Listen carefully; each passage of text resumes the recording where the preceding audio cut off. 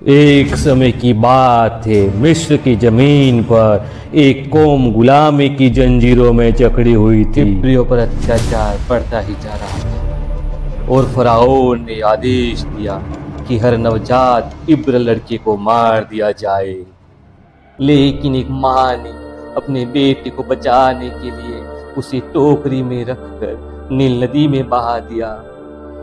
एक माँ ने अपने बेटे को इस हाल में देखकर उसकी आंखों से आंसू छलकते रहे और वो माँ रोती रही, तड़पती रही अपने बेटे को इस कदर देखकर। और उसी बच्चे को मिस्र की राजकुमारी ने पाया, जिसे नाम दिया मूसा।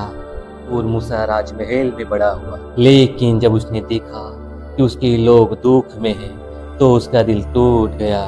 और जब एक दिन एक मिस्र सैनिक एक इब्री लड़के को पीड़ रहा था, तो मूसा के द्वारा उसको बचाने के लिए प्रयास किया गया और मूसा से सैनिक की हत्या हो गई। और मूसा डर गया और वहां दूर रेगिस्तान में चला गया।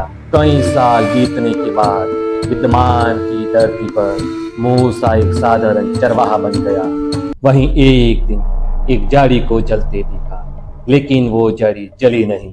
परमेश्वर ने कहा, मैंने अपने लोगों की पीड़ा देखी है, जा और उन्हें आजाद कर। मूसा ने फराओन से कहा, मेरे लोगों को जाने दो, लेकिन फराओन ने इनकार किया।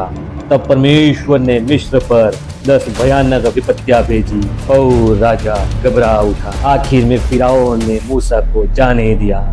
जब फराओन ने पीछा किया, परमेश्वर ने मूसा से कहा, अपना डंडा समुद्र की ओर बढ़ा। और चमत्कार हो गया, समुद्र 2 भागों में बट गया और लोग सूखी जमीन पर पार हो गए। और वहीं फिर मिस्र की सेना डूब गई। बाद में मूसा ने सीने पर्वत पर चढ़कर परमेश्वर से 10 आज्ञाएं प्राप्त की। ये आज भी न्याय और नैतिकता का आधार है। मूसा, जिसने अपनी कमजोरी में भी परमेश्वर की शक्ति को पाया, वो एक गुलाम जाति को आज़ादी दिलाने वाला बन गया। परमेश्वर की कहानी हमें सिखाती है कि अगर परमेश्वर साथ है तो नामुमकिन भी मुमकिन हो जाता है। विश्वास रखो, बुलाहट को स्वीकार करो और फर्क लाओ। दोस्तों, ये कहानी अगर आपको प्रेरणादायक लगी हो तो वीडियो को लाइक करें, शेयर करें और चैनल को सब्सक्राइब करें। परमेश्वर आपको आशीषित करे। आमीन।